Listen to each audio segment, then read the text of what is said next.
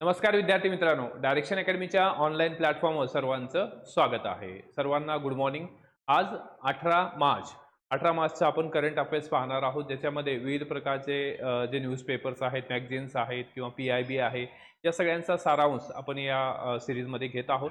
तर ही सिरीज आजपासून या ठिकाणी कंटिन्यू सकाळी तुम्हाला 6 वाजता लेक्चर मिळणार आहे. दररोज अपडेटेड लेक्चर असेल. त्याचबरोबर या लेक्चरची PDF जी आहे डायरेक्शन अकॅडमीच्या टेलिग्रामला उपलब्ध आहे. तर आपल्याला टेलिग्रामची खाली लिंक दिलेली आहे.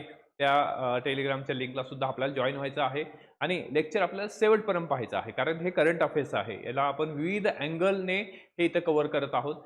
हे जर तुम्ही दररोज सकाळी 6च्या टाईमला जर केलं तर तुम्हाला या ठिकाणी दिवसभर तुमच्या डोक्यामध्ये या सगळ्या गोष्टी राहणार आहेत आणि निश्चितच येणाऱ्या सर्व प्रकारचे जे एक्झाम आहेत, मग ती MPSC असू द्या, राज्यसेवा असू द्या किंवा सरळ सेवा, या सगळ्या एक्झामला आपल्याला या ठिकाणी निश्चितच याचा फायदा होणार आहे. तर सर्वांना परत एकदा शुभप्रभात, गुड मॉर्निंग आणि आपण सेशनला सुरुवात करू.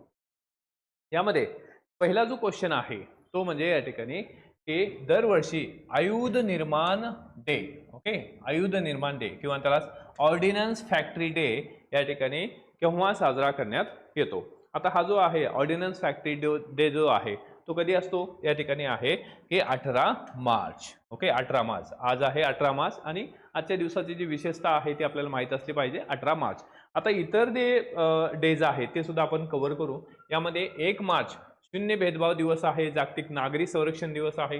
3 मार्च जो आहे जागतिक वन्य जीव दिन आहे, जागतिक श्रवण दिन आहे.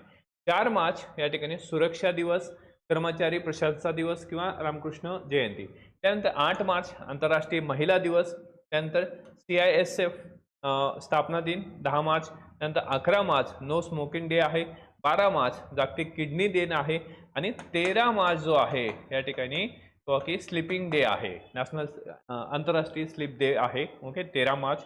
15 मार्च जो आहे जागतिक ग्राहक दिन आहे आणि त्यानंतर 16 मार्च आहे राष्ट्रीय लसीकरण दिवस आहे आणि 18 मार्च जो आहे तो आहे आयुध निर्माण दिन. ओके, राष्ट्रीय आयुध निर्माण दिन.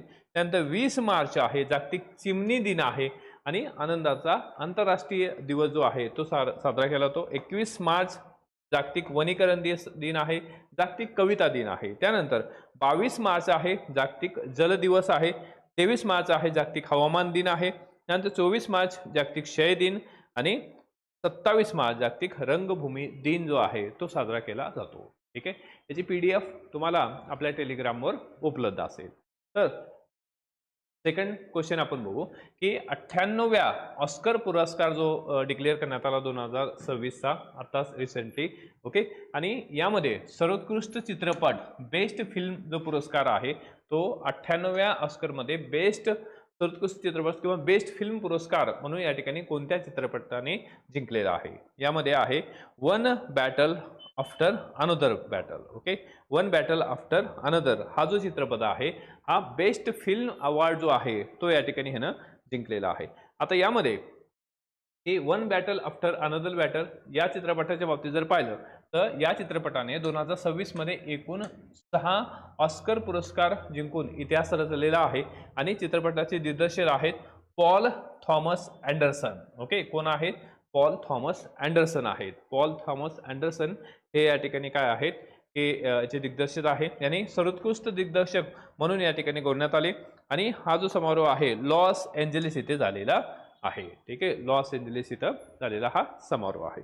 नेक्स्ट क्वेश्चन आपण बघू की थर्ड क्वेश्चन आहे BCCI. ओके, BCCI पुरस्कार 2026 मध्ये पॉली उमरीकर जो आहे, ओके, पॉली उमरीकर हा सर्वोत्कृष्ट आंतरराष्ट्रीय क्रिकेटपटू पुरस्कार जो आहे हा कोणा देण्यात आलेला आहे. ओके, तर यामध्ये उत्तर कोण असणार आहे की शुभमन गिल जो आहे याला या ठिकाणी हा पुरस्कार देण्यात आलेला आहे, शुभमन गिलला.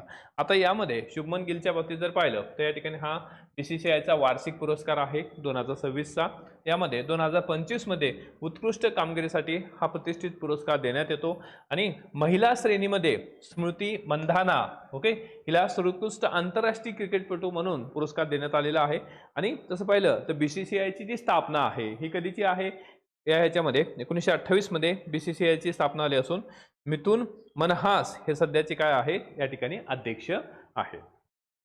नेक्स्ट क्वेश्चन आपण इथं बघू की भारतातील पहिली cold water fisheries, okay, cold water fisheries वरील राष्ट्रीय परिषद कुठे पार पाडण्यात आली? Cold water fisheries. आता कोल्ड वॉटर फिशरीज म्हणल्यानंतर काय येणार आहे? उत्तर येणार आहे श्रीनगर. ठीक आहे, श्रीनगरमध्ये ही परिषद पार पाडण्यात आली आणि या परिषदेमध्ये या ठिकाणी भारतातील पहिली कोल्ड वॉटर फिशरीज ही परिषद होती आणि जम्मू काश्मीरमध्ये श्रीनगरमध्ये हे या ठिकाणी ही कोल्ड वॉटर फिशरी जी आहे त्याची परिषद जी आहे हे पूर्ण करण्यात आली. त्यानंतर नेक्स्ट पाहू आपण 5 नंबर क्वेश्चन. अमरावती येथे, ओके, अमरावती म्हणजे कोणतं? या ठिकाणी हैदराबाद. ओके, हैदराबाद. तर अमरावती येथे अनावरण केलेल्या 58 फूट उंच statue of sacrifice, okay, statue of sacrifice, the statue of सॅक्रिफाईसचे अनावरण कोणत्या स्वातंत्र्य सेनानीच्या स्मरणात करण्यात आले? आता स्टॅच्यू ऑफ सॅक्रिफाईसच्या बाबतीत जर पाहिलं आणि ते पण 58 या ठिकाणी काय आहे की 58 फूट आहे. आता हे 58 फूट म्हणजेच काय आहे की 58 डेज ज्यांनी उपोषण केलं आणि उपोषणादरम्यान त्यांचा मृत्यू झाला असे होते या ठिकाणी पोट्टी श्रीरामुलू. आता पोट्टी श्रीरामुलू यांच्या बाबतीमध्ये या ठिकाणी की हे काँग्रेसचे ज्येष्ठ नेते होते आणि त्यांची मागणी होती की आंध्र प्रदेश हे जे आहे किंवा आंध्र प्रदेश हे भाषेच्या आधारावर पहिलं राज्य निर्माण करण्यात यावं अशा प्रकारची मागणी होती. यासाठी ते उपोषणाला बसले आणि उपोषणाच्या दरम्यान या ठिकाणी त्यांचा मृत्यू झाला. 58 दिवस या ठिकाणी त्यांनी उपोषण केलं आणि उपोषणादरम्यान त्यांचा मृत्यू झाला. त्यानंतर या ठिकाणी आपल्या देशातील पहिलं भाषिक राज्य जे आहे आंध्र प्रदेशची निर्मिती करण्यात आली. 1 ऑक्टोबर 1953 मध्ये आंध्र प्रदेशची निर्मिती करण्यात आली. त्याचबरोबर फजल अली कमिशन सुद्धा नियुक्त करण्यात आलं की जो राज्य निर्माण करायचे आहे त्याचा दर्जा जो आहे किंवा या ठिकाणी कशाच्या बेसिसवर राज्य निर्माण करायचे आहेत, भाषेच्या काय या ठिकाणी प्रशासकीय सोय याचा अभ्यास करण्यासाठी फजल अली कमिशन. ठीक आहे, तर मग पोट्टी श्रीरामुलू जे आहे हे याचं उत्तर असणार आहे. त्यानंतर पुढचा क्वेश्चन आपण बघू. हे प्रश्न आहे की भारतीय संविधानाच्या कोणत्या कलमात राष्ट्रीय निवडणूक आयोग, सध्या निवडणूक आयोगाने काय केलेलं आहे यामध्ये केरळ असेल किंवा या ठिकाणी तामिळनाडू असेल आणि या ठिकाणी वेस्ट बेंगॉल असेल याच्यामधले या ठिकाणी निवडणुकीचा टाइम टेबल डिक्लेअर केलेला आहे. त्यामुळं ही न्यूज आपल्याला महत्त्वाची आहे की भारतीय संविधानाच्या कोणत्या कलमात राष्ट्रीय निवडणूक आयोग जो आहे नॅशनल इलेक्शन कमिशन याचा उल्लेख करण्यात आलेला आहे. तर किती आहे? आर्टिकल 324 आहे. आर्टिकल 324 मध्ये याचा समावेश करण्यात आलेला आहे. आता निवडणूक आयोगाच्या बाबतीत जर आपण पाहिलं तर निवडणूक आयोगाची स्थापना कधीची आहे? 25 जानेवारी 1950 निवडणूक आयोगाची स्थापना आहे. 25 जानेवारी जो हा दिवस आहे राष्ट्रीय मतदार दिवस म्हणून साजरा केला जातो, नॅशनल वोटर्स डे. ओके, आणि या ह्याच्यामध्ये निवडणूक आयोग हा काय आहे? ही कॉन्स्टिट्युशनल बॉडी आहे, त्यांना सर्व ते अधिकार आहेत टाइम टेबल डिक्लेअर करण्याचा.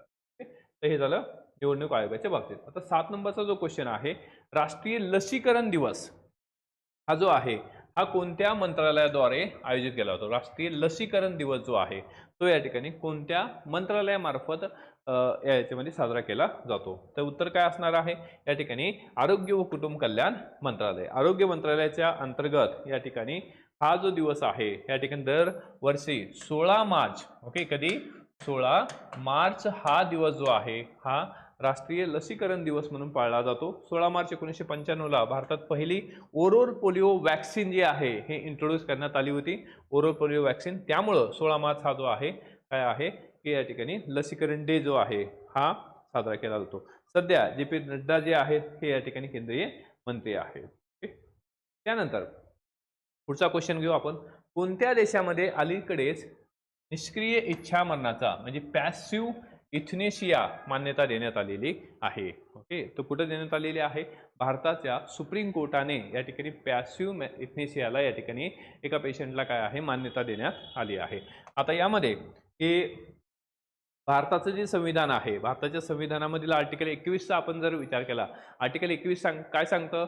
तर जीवन जगण्याचा अधिकार आहे, लाईफ टू या ठिकाणी पर्सनल लिबर्टी आहे. म्हणजे आपल्याला यामध्ये जीवन जगण्याचा पर्सनल लिबर्टी, जीवन जगण्याचा अधिकार आहे. आपल्याला मरण्याचा अधिकार कुठेही संविधानाने दिलेला नाही. ओके, पण सुप्रीम कोर्टाने या ठिकाणी हे जे आहे की भारताने याच्यामध्ये कायदेशीर मान्यता दिलेली आहे सुप्रीम कोर्टाने की 21च्या अंतर्गत जीवनाचा अधिकाराचा भाग मानला जाईल. म्हणजे या ठिकाणी काही मरण्याचा अधिकार हा सुद्धा या ठिकाणी एक प्रकारे किंवा की 21 मध्येच 21चाच अधिकार मानला जाईल असं या ठिकाणी सुप्रीम कोर्टाचं म्हणणं आहे. त्यानंतर नेक्स्ट क्वेश्चन आहे हे 1 एप्रिल 2026 पासून भारताच्या लष्कर प्रमुखपदी कोणाची नियुक्ती करण्यात आली आहे. ओके, आता 1 एप्रिल 2026 पासून या ठिकाणी कोणाची नियुक्ती होणार आहे तर ते असणार आहेत लेफ्टनंट जनरल धीरज सेठ. ओके, लेफ्टनंट जनरल धीरज सेठ हे काय असणार आहे भारताचे लष्कर प्रमुख जे आहेत म्हणून या ठिकाणी निवडले गेलेले आहे. आता लष्कर प्रमुख जे आहेत धीरज सेठ आहेत. 8व्या वेतन आयोगाचे अध्यक्ष आहेत रंजना प्रकाश देसाई. ओके, इतर जे काही महत्त्वाच्या अपॉइंटमेंट्स आहेत. त्यानंतर एमपीएससीचे अध्यक्ष आहेत विवेक भीमनराव आणि त्यानंतर एनआयएचे महासंचालक आहेत राकेश अग्रवाल. त्यानंतर नेक्स्ट क्वेश्चन आपण बघू. प्रधानमंत्री प्रधानमंत्री सूर्यघर मोफत योजनेमध्ये कोणते राज्य अव्वल स्थानी आहे. कोणती योजना आहे? सूर्यघर मोफत योजना, प्रधानमंत्री सूर्यघर मोफत योजना. आता यामध्ये महाराष्ट्र जे राज्य आहे हे काय आहे? अव्वल स्थानावर आहे. महाराष्ट्र राज्य काय आहे? अव्वल स्थानावर आहे. आणि यामध्ये की महाराष्ट्राचा वाटा जो आहे एकूण सौर पैकी या ठिकाणी 20% 19 ते 20% वाटा काय आहे? महाराष्ट्राचा आहे. म्हणजे महाराष्ट्र 1 नंबरला आहे, 2 नंबरला उत्तर प्रदेश आहे, 3 नंबरला गुजरात आहे. आणि यामध्ये उद्दिष्ट काय आहे? 300 युनिट पर्यंत मोफत वीज जे आहे हे देण्याचं उद्दिष्ट सरकारचं आहे. आणि यामध्ये या ठिकाणी महाराष्ट्र जे आहे की हा नंबर 1 आहे. दुसरं, कोणत्या राज्य सरकारने मुख्यमंत्री मानव ध्यान सतिकार योजना मानव ध्यान सतिकार योजना ही सुरू केलेली आहे. आता ही जी योजना आहे ही आपल्या राज्यातली जशी लाडकी बहीण योजना आहे तशाच प्रकारची ही योजना आहे की त्या ठिकाणी ज्या वयोवृद्ध महिला आहेत त्यांना या ठिकाणी 1000 रुपये दिले जाणार आहेत. आणि एससी कॅटेगरी महिला असतील तर त्यांना काय आहे? 1500 रुपये मंथली या ठिकाणी दिले जाणार आहेत. तर हे कोणतं? तर यामध्ये हे आहे पंजाब. ओके, पंजाब राज्य. पंजाबमध्ये मुख्यमंत्री आहेत भगवंत मान, राज्यपाल आहेत गुलाबचंद कटारिया आणि त्या ठिकाणचं महत्त्वाचं धरण आहे भाकरानगर. आणि योजना जी आहे मुख्यमंत्री मावन ध्यान सतिसार योजना आहे ज्यामध्ये 1000 रुपये आणि 1500 रुपये दिले जाणार. 1500 रुपये कोणाला? या ठिकाणी जे एससी कॅटेगरीच्या महिला आहेत त्यांना हे दिले जाणार आहेत. ओके, त्यानंतर प्रधानमंत्री नरेंद्र मोदी कोणत्या 2 राज्यामध्ये 16,000 कोटीचा विकास प्रकल्पाचा शुभारंभ करणार आहेत? तर कोणता आहे? केरळ आणि तमिळनाडू. हे प्रश्नाचं उत्तर असणार आहे केरळ व तमिळनाडू. आता यामध्ये केरळ आणि तमिळनाडू राज्याच्या बाबतीत जर पाहिलं तर यामध्ये केरळमध्ये 10,800 कोटी आणि तमिळनाडूमध्ये 5,650 कोटीच्या प्रकल्पाचं लोकार्पण नरेंद्र मोदी करणार आहेत. ओके, सध्या कुठं आहे ते? यामध्ये दक्षिण भारताच्या दौऱ्यावर आहेत. त्यानंतर सुजल गाव आयडी प्रकल्प कोणत्या प्रमुख कार्यक्रमाअंतर्गत सुरू करण्यात आलेला आहे? आता हा जो आहे स्वच्छ भारत आहे का, जलजीवन मिशन आहे का, अमृत योजना आहे का, नमामि गंगे आहे? तर उत्तर काय असणार आहे? जलजीवन मिशन. जलजीवन मिशन या अंतर्गत या ठिकाणी हा सुजल गाव आयडी उपक्रम असणार आहे. तर सुजल गाव आयडी उपक्रम जलजीवन मिशन या अंतर्गत या ठिकाणी हा केंद्राचा महत्त्वाकांक्षी असा हा उपक्रम आहे. ठीक आहे.